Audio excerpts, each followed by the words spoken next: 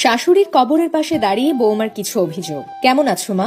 ওপারের ঠিকানায় আশা করি শান্তিতে আছো।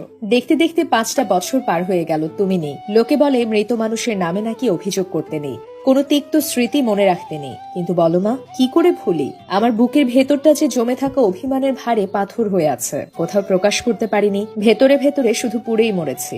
আজ তাই তোমার সামনে দাঁড়িয়ে একটু মনের ভার হালকা করতে চাই। যদি কোনো ভুল হয় আমাকে ক্ষমা করে দিও মা। জানো মা, তুমি বিনা কারণে একটা 17 বছরের কিশোরী মেয়ের মন ভেঙে চুরমার করে দিয়েছিলে। সেই মেয়েটা আর কেউ নয়, আমি। আমার সব স্বপ্নকে তুমি সময়ের আগেই ছিঁড়ে ফেলেছিলে। আমার সাজানো সংসার জীবনটা তুমি তেতো করে তুলেছিলে। গরিবের মেয়ে ছিলাম বলে হয়তো অবজ্ঞা করেছো, গুরুত্ব দাওনি। অথচ এই আমাকেই তুমি নিজে পছন্দ করে তোমার ছেলের বউ করে এনেছিলে। তোমার যখন যা প্রয়োজন হয়েছে সব কিছুর জন্যই তো আমি ছিলাম, কিন্তু বিনিময়ে এতটুকু কৃতজ্ঞতা তোমার মধ্যে দেখিনি। তুমি এতটাই নিষ্ঠুর ছিলে যে আমি যখন মা হতে চলেছিলাম, আমার সেই কোমল সময়েও তুমি আমায় রেহাই দাওনি। গর্ভকালীন কষ্টের দিনগুলোতেও তোমার সব রাগ, সব ক্ষোভ তুমি আমার উপরেই ছেড়েছো। আর তোমার ছেলে, সে তো শুধুই নির্বাক দর্শকের মতো সব দেখে গেছে। আজও সেই দিনের কথা মনে পড়লে আমার সর্বাঙ্গ ভয়ে হিম হয়ে যায়। আমি জানি মা, সেই ভয়াবহ অতীত আমি কোনোদিন ভুলতে পারবো না। আমি শুধু তোমার একটু ভালোবাসা চেয়েছিলাম মা। ভেবেছিলাম তোমার স্নেহ পেলে হয়তো তোমার ছেলের ভালোবাসাটাও আমার জীবনে সত্যি হবে।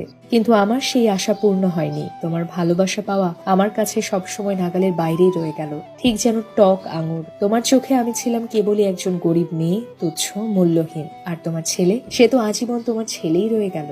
আমার স্বামী হয়ে আর পুরোপুরি আমার হতে পারলো না। চিন্তা করো না মা, তোমার ছেলে আজও তোমাকেই মনে করে, তোমার জন্য কাঁদে, তোমার গল্প করে। সে তোমাকে এতটুকু ভোলেনি। নিশ্চয়ই এতে তুমি খুশি, তাই না? কিন্তু তুমি কি জানতে মা, আমি কত রাতে নীরবে চোখে জল ফেলেছি, কতবার এই সম্পর্ক ছেড়ে চলে যেতে চেয়েছি? কেউ জানে না সে কথা। কেবল তোমার ছেলের সামান্য ভালোবাসার আশায় আমি পথ চেয়েছিলাম। এবার শোনো মা, আমি কেমন আছি। আমি সত্যিই ভালো আছি, খুব ভালো আছি। তুমি পাশে না থাকায় আমার দম আর আটকে আসে না। তোমার চলে যাওয়ার পর আমি চাকরিটা ছেড়ে দিয়েছি। এখন আর প্রতিদিন সেই অপমানের গ্লানি মুখ বুঝে সহ্য করতে হয় না। আমি এখন আর তোমার ছেলের মুখে তোমার স্মৃতি শুনে বেঁচে থাকি না। আমি এখন ট্রুলি ফ্রি, সত্যি সত্যিই মুক্ত।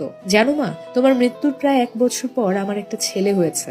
দেখতে অনেকটা তোমার মতোই হয়েছে, কিন্তু আমি ওকে তোমার মতো হতে দেব না।